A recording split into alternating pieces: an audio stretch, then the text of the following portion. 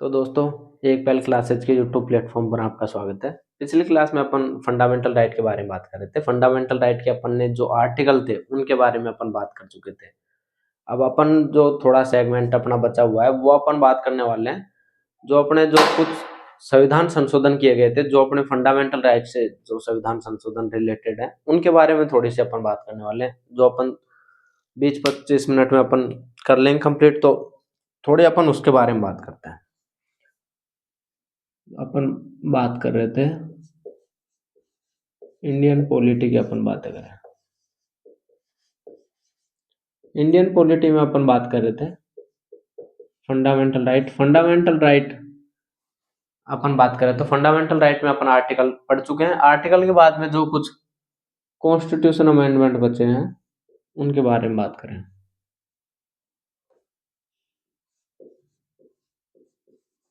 जो संविधान संशोधन जो अपने उनसे रिलेटेड है उसके बारे में।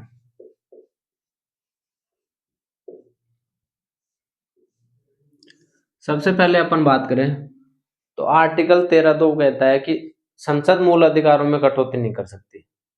संसद मूल अधिकारों में कोई कटौती नहीं कर सकती, ये बात करता है अपने आर्टिकल 13(2). इसके बारे में अपन पहले भी जिक्र कर रहे थे। 13(2) बोलता है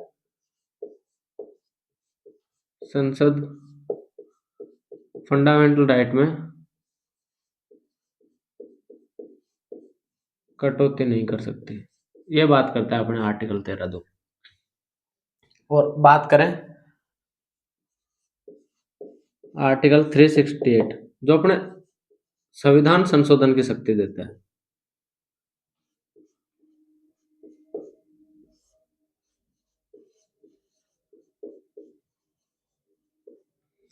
जो अपन संविधान संशोधन करते हैं उसकी शक्ति देता है, वो अपने आर्टिकल 368 देता है। तो इनके बारे में अपन बात कर रहे थे कि जो आर्टिकल 13(2) है उसमें संसद किसी प्रकार की कटौती नहीं कर सकती। और अपन बात करें तो आर्टिकल 368 संविधान संशोधन की शक्ति देता है। अब अपन इन आर्टिकल से रिलेटेड कुछ अपने वाद हुए उनके बारे में अपन बात करें तो सबसे पहले अपन बात करते हैं जो वाद हुआ था, शंकरी प्रसाद वाद हुआ था। शंकरी प्रसाद बनाम जो भारत संघ, जो कि अपने 1951 का वाद रहा। इसके साथ साथ और बात करें फिर अपन एक एक के अलग से बात कर लेंगे। और बात करें अपन सज्जन सिंह बनाम राजस्थान राज्य, ये अपने वाद था 1965 का। इसके बाद बात करें तो अपने गोलकनाथ बनाम पंजाब राज्य, ये बात था अपने 1967 का। तो ये कुछ अपने इंपॉर्टेंट बात रहे जिनके बारे में अपन आज की क्लास में बात करने वाले हैं। अब अपन थोड़ी बात करें तो इनके आपको थोड़ा बता देता हूं मैं। जो अपने 1951 में जो वाद हुआ था, जो अपने शंकरी प्रसाद वाला वाद था,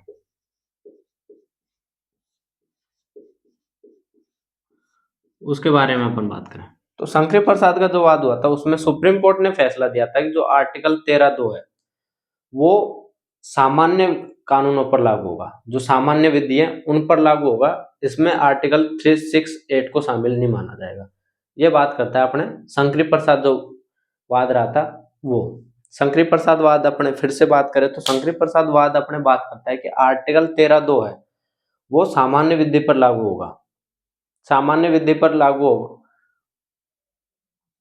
सामान्य विधियों पर लागू होगा, आर्टिकल 368 पर लागू नहीं होगा। इसका मतलब है कि संसद चाहे तो संविधान संशोधन के माध्यम से अपने फंडामेंटल राइट में कटौती कर सकती है। सामान्य विधि से तो कटौती नहीं कर सकती, लेकिन फंडामेंटल जो अपने 368 है उसके तहत उसमें कटौती की जा सकती है। तो ये बात करता है अपने जो शंकरी प्रसादवाद है वो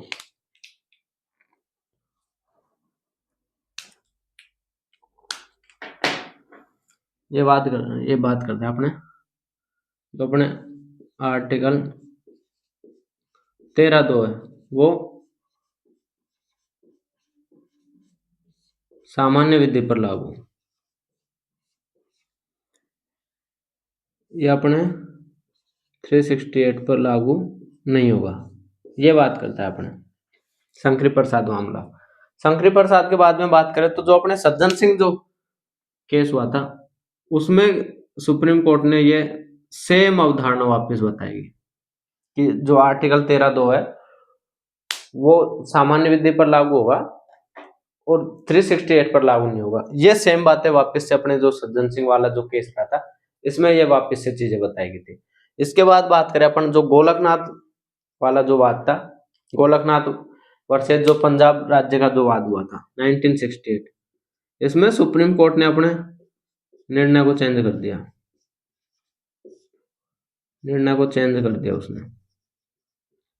उसने बताया कि आर्टिकल 13(2) है वो सामान्य विधि के साथ साथ जो आर्टिकल 368 है उस पर भी लागू होगा, या फिर जो संविधान संशोधन है जो आर्टिकल 368 संविधान संशोधन की शक्ति प्रदान करता है वो भी सामान्य विधि के अंतर्गत माना जाएगा। इसका मतलब है कि संसद संविधान संशोधन के माध्यम से भी उसमें कटौती नहीं कर सकती, आर्टिकल 368 के तहत भी कटौती नहीं कर सकती अपने फंडामेंटल राइट में। यह बात करता है अपने गोलकनाथ मामला। गोलकनाथ केस की अपन बात करें तो इधर बात कर लेते हैं अपन,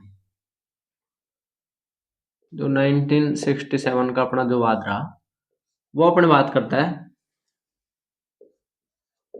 13(2) में वो अपने 368 को शामिल मानता है, 368 को 13(2) में शामिल मानता है, सामान्य विधि में संविधान संशोधन को शामिल मानता है।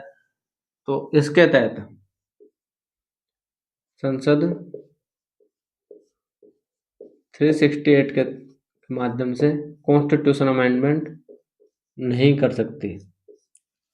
और ये एक बात और बताता है कि जो आर्टिकल 368 है वो अपने को संविधान संशोधन की प्रक्रिया के बारे में बताता है, ना कि वो संविधान संशोधन की शक्ति देता है। इसके बारे में भी बताया गया कि जो आर्टिकल 368 है वो अपने को संविधान संशोधन की प्रक्रिया बताता है कि उसकी प्रोसेस क्या होगी, प्रक्रिया के बारे में बताता है,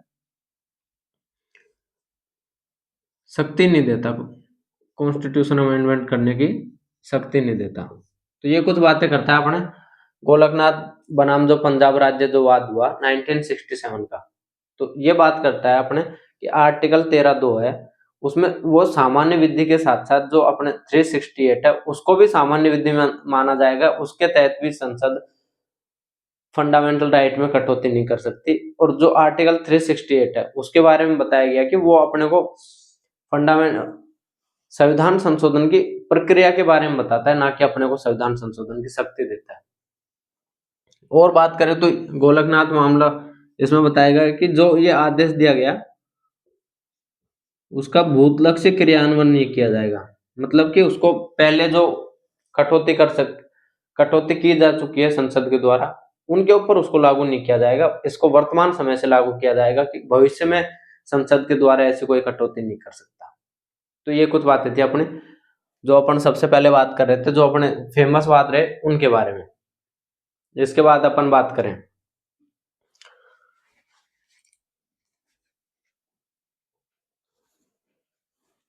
इसके बाद और बातें करें अपन आगे, तो ये अपने इम्पोर्टेंट है, आपके एग्जाम में सीधा आपसे वाद के नाम से भी पूछा जा सकता है कि भाई ये जो शंकरी प्रसाद वाद रहा था ये किससे संबंधित था, इसमें क्या अवधारणा दी गई सुप्रीम कोर्ट के द्वारा। तो आपको थोड़ा पता होना चाहिए कौन सा वाद किससे रिलेटेड था, इसलिए अपन डिस्कस कर रहे हैं। नहीं तो अपन लगभग चीजें थी जो अपन डिस्कस कर चुके थे फंडामेंटल राइट के बारे में। बाकी ये क्लास लगाने का यही अपना मेन मकसद था कि जो अपने अब तक के जो संविधान संशोधन हुए उनके बारे में आपको थोड़ा पता होना चाहिए कि वो किससे रिलेटेड थे, इसलिए अपन बात कर रहे थे। इसके बाद अपन बात करें तो अपन बात करेंगे आर्टिकल 20 वो कॉन्स्टिट्यूशन अमेंडमेंट 24 जो कॉन्स्टिट्यूशन अमेंडमेंट था उसके बारे में अपन पहले भी बात कर चुके थे जब अपन आर्टिकल 13 पढ़ रहे थे। उस टाइम पे भी, पर फिर भी मैं आपको थोड़ा सा बता दूं, जो अपने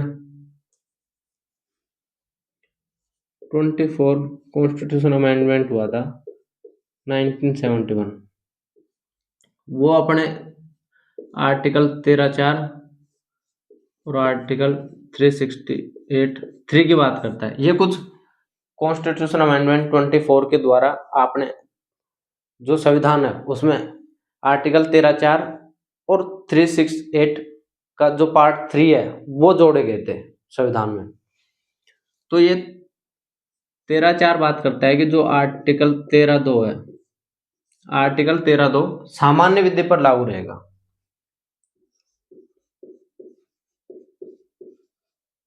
ये बात करता है कि ये सामान्य विधि पर लागू होगा। कॉन्स्टिट्यूशन अमेंडमेंट या बात करें 368 पर लागू नहीं होगा। यह उदाहरण इसमें दी गई थी।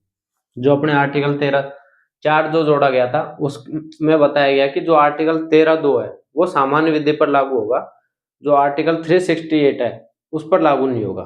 ये बात करता है अपने जो अपने कॉन्स्टिट्यूशन अमेंडमेंट किया गया था 24 जो कॉन्स्टिट्यूशन अमेंडमेंट किया गया था वो। इसके बाद अपन बात करें तो 25 कॉन्स्टिट्यूशन अमेंडमेंट, इसकी बात करें जो 25वां अपने संविधान संशोधन हुआ उसके द्वारा अपने इसकी अपन बात कर रहे थे कि जो अपने आर्टिकल 39(b) और 39(c), इसके बारे में अपन बात कर रहे थे कि 31C में अपन बात कर रहे थे 39(b) और 39(c) के जो आर्टिकल हैं उनके उद्देश्यों को प्राप्त करने के लिए, इनके जो उद्देश्य हैं, इनके उद्देश्यों की प्राप्ति के लिए अगर अपन आर्टिकल 14, 19 और 31 इनका उल्लंघन होता है तो इनके उल्लंघन के आधार पर अपने इनके उल्लंघन के आधार पर इसको असंवैधानिक घोषित नहीं किया जाएगा। यह बात करते हैं।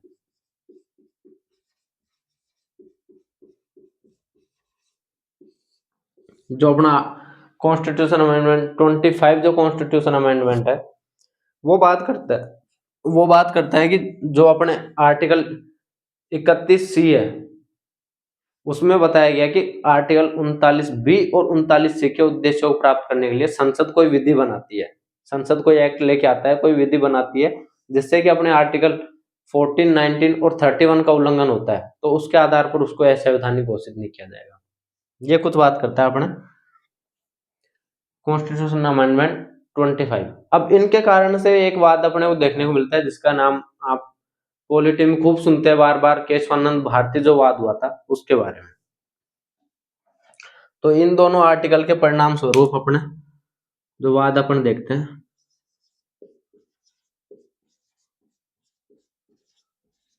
केशवानंद भारती बनाम केरल राज्य, जो अपने वाद हुआ 1973 में अपने केशवानंद भारती बनाम केरल राज्य जो वाद हुआ था वो बात करता है उसके द्वारा अपने जो आर्टिकल 24 इसके द्वारा कॉन्स्टिट्यूशन अमेंडमेंट 24 और 25 को दोनों को चुनौती दी गई। हाँ, अपने जो जो कॉन्स्टिट्यूशन अमेंडमेंट 25 है वो एक बात और करता है कि जो अपने ये अधिकार दिए गए थे इनको एक तो असंवैधानिक घोषित नहीं करेंगे, इनको चुनौती नहीं दी जा सकती। जो बी पार्ट था इसका वो बात करता है कि इनको कोर्ट में चुनौती नहीं दी जा सकती। ये कुछ बातें करता है। तो अपने जो केशवानंद भारती जो वाद था वो अपने आर्टिकल कॉन्स्टिट्यूशन अमेंडमेंट 24 और 25 को चुनौती देता है। और इसमें अपने इसकी बातें अपन करें तो एक मिनट, इसके बातें अपन अलग से करते हैं थोड़ा सा, जिससे आपको अच्छे से समझ में आए। बाकी अपना उद्देश्य समझने का ही है कि आपको थोड़ी चीजें याद रहें और आप एग्जाम में थोड़ा ध्यान रखें चीजों का, तो बेनिफिट मिले जिसके लिए अपन पढ़ रहे हैं, जो अपना कार्य सफलता से हो। अपन बात कर रहे थे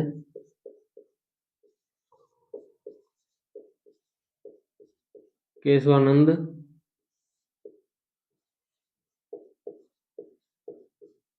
भारतीयवाद 1973, इसके बारे में अपन बात कर रहे थे। ये अपने जो कॉन्स्टिट्यूशन अमेंडमेंट थे 24 और 25, दोनों को ये चुनौती देता है, और इनको चुनौती देने के लिए अपने एक 13 न्यायाधीशों की एक संवैधानिक पीठ बनाई गई थी, जिसने 7-6 के बहुमत से निर्णय दिया और इनको वैध माना। इनको वैध बताया गया कि ये संविधान का उल्लंघन नहीं करते और ये वैध है। ये अपने बात करता है जो केशवानंद जो भारतीयवाद हुआ था वो, इसके लिए 13 सदस्य एक पीठ की गठन की गई थी, जिसको गठित किया गया अपने को, और उसके द्वारा 7-6 से निर्णय दिया गया है। इनको वैध बताया गया कि, और इसमें बताया गया कि जो अपने 13(2) है वो सामान्य विधि पर लागू रहेगा, जो अपने कॉन्स्टिट्यूशन अमेंड जो अपने आर्टिकल 368 है उस पर लागू नहीं रहेगा। तो इसका मतलब है कि संसद के द्वारा मूल अधिकारों में कटौती की जा सकती है। ये बात करता है, तो ये बात करता है कि कॉन्स्टिट्यूशन अमेंडमेंट के द्वारा संसद के द्वारा जो मूल अधिकार है उनमें कटौती की जा सकती है। अब इसके बारे में अपन आगे भी चर्चा करते हैं, जब अपन पहले पढ़ रहे थे आर्टिकल 33, 34, 35, उसमें भी अपन कटौती की कुछ बातें कर रहे थे। तो संसद मूल अधिकारों में कटौती कर सकती है, ये बात अपने करता है केशवानंद भारती जो वाद हुआ था वो। इसके द्वारा सुप्रीम कोर्ट के जो पहले जो निर्णय दिया गया था गोलकनाथ जो मामला हुआ था उसमें, तो उसको परिवर्तन किया गया और इसमें उसका जो स्टेटमेंट था वो चेंज कर दिया गया था। तो ये अपने बात थी केशवानंद भारतीवाद की, उसमें जो निर्णय दिया गया कोर्ट के द्वारा उसके बारे में। इसके बाद अपन और बातें करें आगे, तो अब अपन बात करने वाले जो 42वां जो संविधान संशोधन है उसके बारे में, जो 42 कॉन्स्टिट्यूशन अमेंडमेंट हुआ उसके बारे में।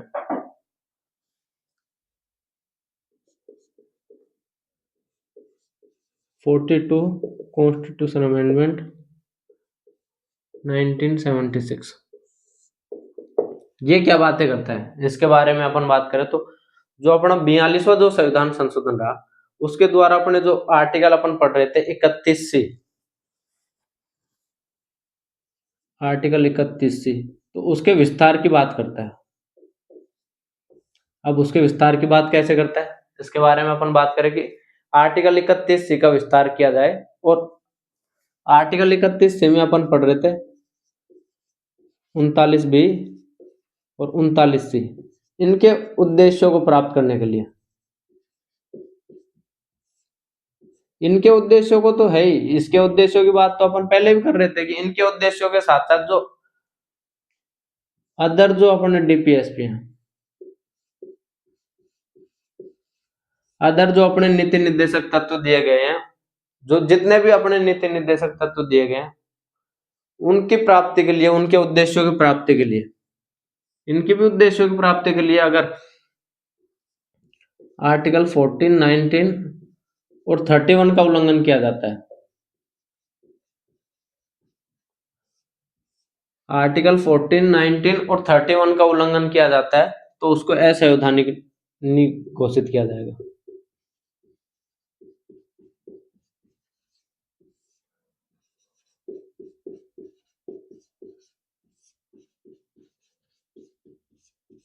ये बात करता है अपने जो कॉन्स्टिट्यूशन अमेंडमेंट 42 हुआ था वो बात करता है कि आर्टिकल 31C का विस्तार करने की बात करता है। 31C का विस्तार कैसे किया जाए कि आर्टिकल 39B और C की अपन पहले बात कर रहे थे कि उनके उद्देश्यों की प्राप्ति के लिए अगर आर्टिकल 14, 19 और 31 का उल्लंघन किया जाता है तो उनको अवैध घोषित नहीं किया जाएगा। ये बात अपन कर चुके थे। अब 31C के विस्तार में बात करता है कि इनके साथ साथ जो जितने भी अपने को फंड डीपीएसपी जो नीति निर्देशक तत्व दिए गए हैं, तो उनके उद्देश्यों की प्राप्ति के लिए अगर कोई उनके उद्देश्यों की प्राप्ति के लिए अपने आर्टिकल 14, 19 और 31 का उल्लंघन किया जाता है तो उसको अवैध घोषित नहीं किया जाएगा। ये बात करता है। तो अब इसके रिलेटेड एक केस हुआ था, जो अपने केस अपने को देखने को मिलता है।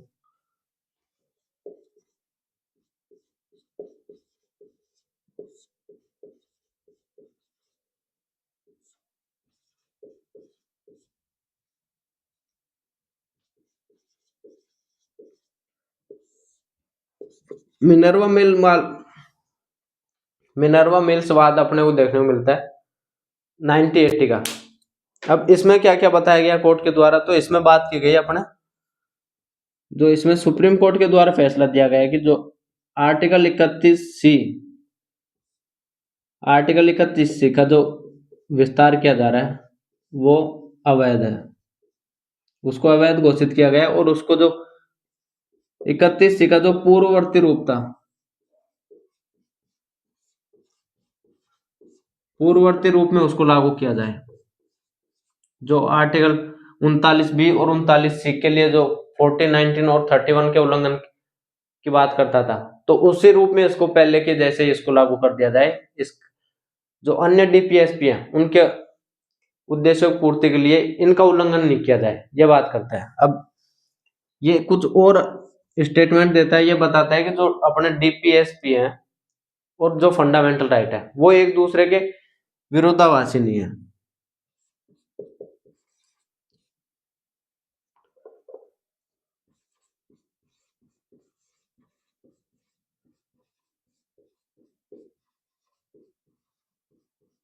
डीपीएसपी और फंडामेंटल राइट एक दूसरे के विरोधाभासी नहीं है, ये एक दूसरे के क्या है, पूरक बताता है इनको, कि एक ही सिक्के के दो पहलू हैं। दोनों को लागू करने का उद्देश्य अपने फंडामेंटल राइट प्लस डीपीएसपी, इन दोनों को लागू करने का उद्देश्य जो अपने था वो दोनों का उद्देश्य लोक कल्याण था। तो ये सुप्रीम कोर्ट ये अवधारणा देता है कि दोनों एक दूसरे के विरोधाभासी नहीं है, दोनों का उद्देश्य लोक कल्याण करना है। ये एक दूसरे के पूरक के रूप में है। दोनों का उद्देश्य लोक कल्याण करना है तो ये एक दूसरे के पूरक है, ये विरोधाभासी नहीं है, एक दूसरे का विरोध नहीं करना चाहिए। तो जो अपने फंडामेंटल राइट है वो ज्यादा इंपॉर्टेंट है डीपीएसपी की तुलना में।